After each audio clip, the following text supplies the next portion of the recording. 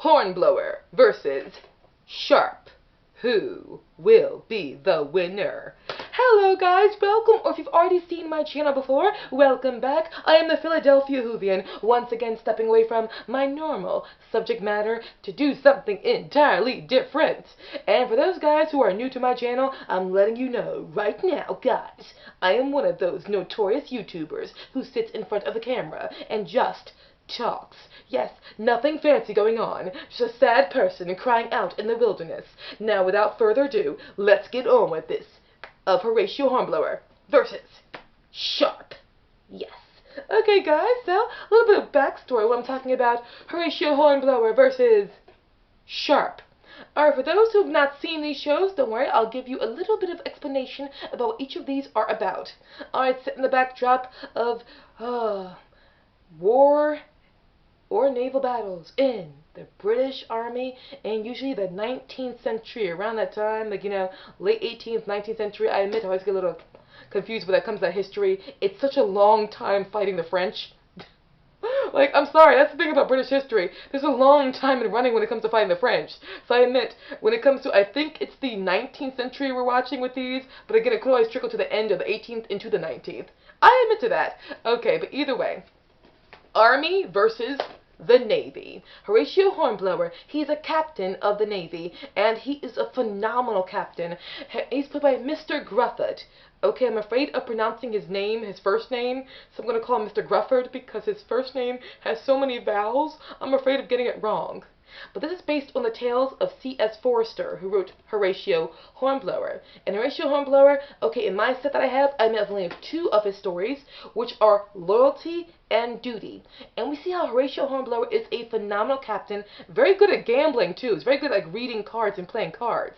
But he's also very, very good when it comes to being professional, having a calm demeanor, and dealing with his superiors and his also equals. He's very, you know, gentlemanlike, has that professionalism to him, and played by the, again, incredibly sexy Mr. Grufford. With an excellent supporting cast, a lot of great actors are in Horatio Hornblower. And we see him not only be a fantastic captain, but also we see him during peacetime. And that's the problem when it came to naval captains or naval officers during peacetime. They lose their money because no one's paying them. And we see how Horatio Hornblower has to take, this respected captain, has to take lodgings where he can't even pay his rent. And he has to give away his cloak and his sword to pay for things. It is intense. And his landlady, her daughter is madly in love with Horatio Hornblower, and he constantly is telling her, don't step your cap at me because I'm a poor captain. I'm a poor choice for a husband. And also, naval officers, they're gone for months at a time, so it's not easy on their wives. So he doesn't want to get married because he knows he's just not the right idea for it.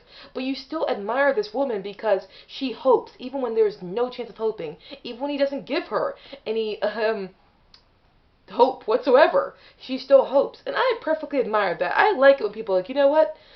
That does not diminish a man or woman's character to love someone who might not love them in return. I've never thought that diminished a person's significance in a tale. So I like the woman, especially since she's played by the phenomenal actress who we all see in, you know, Pride and Prejudice from the, you know, the Colin Firth Jennifer Eel one. She played Lydia. She's totally cool. She also was in the Doctor Who comic relief. And I believe she's also in Newsgang, but I could be totally wrong with that title. Correct me if I'm wrong. But she's a great actress. And we get Paul McCann, a lot of great actors. And the actor who played Tom Riddle, Lord Voldemort, in Harry Potter and the Chamber of Secrets, he also was in this as well. And giving it, you know, it's just a lot of great actors, fantastic actors are in this.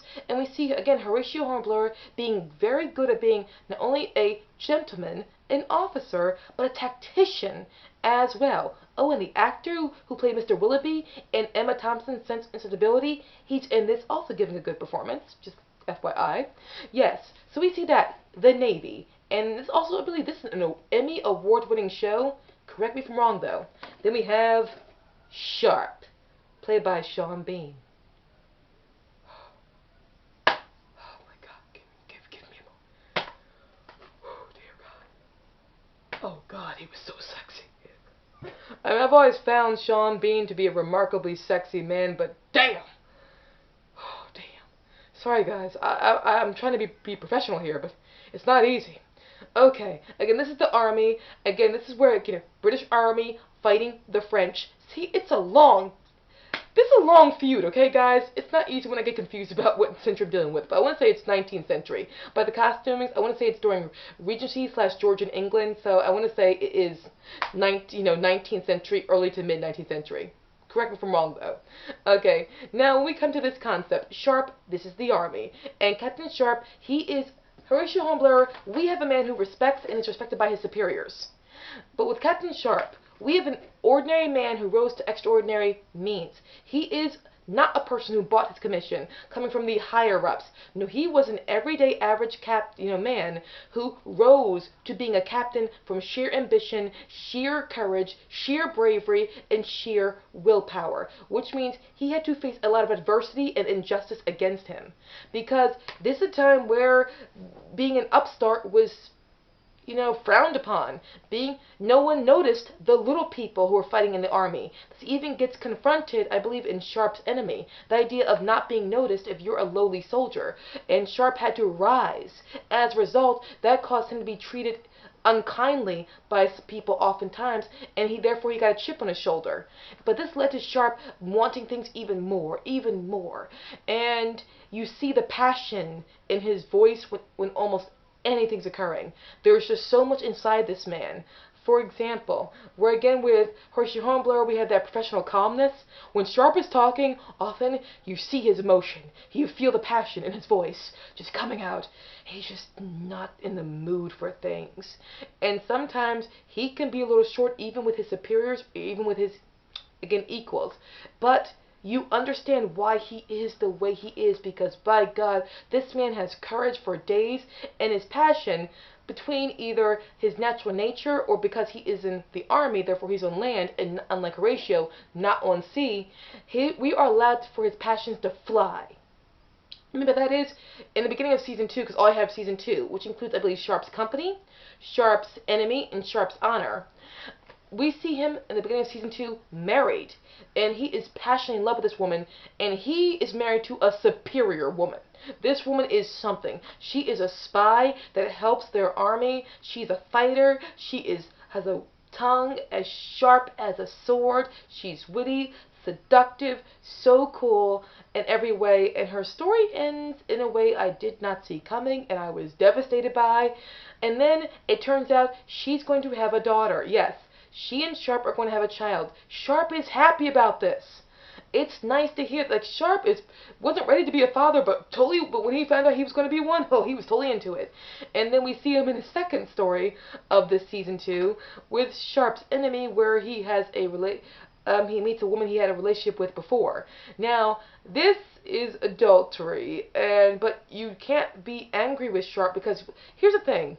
This is wartime. When it comes to men and women in wartime, or in situations where it causes a lot of post-traumatic stress and it feels like they can die any day, I don't hold these things against them, because I know that they are psychologically and chemically imbalanced because of all the danger they're experiencing it. Because when you feel like you can die any day, you behave in ways you would not behave if you were not in danger often. You're not as logical, rational, or considerate. But even with things going on, it's like Ned Stark in Game of Thrones. He loves his wife. It's just wartime, man. Does weird things with the brain. And then the woman also in Sharpe's honor as well, a woman who was literally forced into acting like Captain Sharpe raped her. She's played by a phenomenal actress as well. All three of the actresses in this, the predominant actresses, are amazing. The supporting cast of women and men are amazing. Every man in his regiment is amazing. The bond he has with the Irishman who works under him is incredible. It's very well written. I believe that this series, or the based on the story, is written by Bernard Cornwell, but let me know if I'm wrong in the comment section. And the cast, also his superiors, you might recognize one of the actors. He was in Indiana Jones in The Last Crusade. That Nazi guy, great actor. Yeah, he is. And again, Sharpe, we see just how damn good of a fighter, of a warrior, and a passionate man that Sharpe is. So it's a matter about, what do you prefer? Land versus the sea. It's all down to you. And what decision have I made. Horatio Hornblower versus Captain Sharpe. Which one is my favorite? What's the answer? Oh, that's right. None of them! Both of them are equally my favorite! Ha! I know what you're thinking. We watched a video when see this versus this. Sharpe versus Horatio Hornblower, and she did not even give us that. Guys, it's time you learned a sad truth about me. Sometimes I'm a deceitful little shit. Now you know. Yeah. Yeah. I think they're both awesome for what they are. Hornblower, if you like naval stories, you'll love this series. You like a good old Army 19th century story, you will love Sharpe, or late 18th century. Oh, I could be wrong. You'll love Sharpe. The only thing I would say that Sharpe has in its favor is, well, it has subtitles, and I love subtitles. And it's not because the actors are not speaking clearly, oh no. I think the actors are doing a fantastic job at speaking. Same with Horatio Hornblower. They all speak very clearly, it's just simply that subtitles, they're visual. They help me out just a little more at following a story. So, subtitles are always a beautiful thing. But either way, action, adventure, you want it, it's there, it's all down to you. What do you like better, guys? Horatio Hornblower or Sharpe? Do you like them both equally? Let me know in the comment section, guys. Your opinion does matter. Again, yes, I totally lied to you. And it was totally worth it. Ha ha! Guys, thank you so much for watching, and you're awesome just for watching this video. Guys, you're phenomenal. Let me know in the comment section if you have a favorite or if you like both. I'm okay with hearing either. And if you've never watched either one of them before, maybe this might have piqued your interest and got you interested. Either way, thanks for watching. Bye, guys.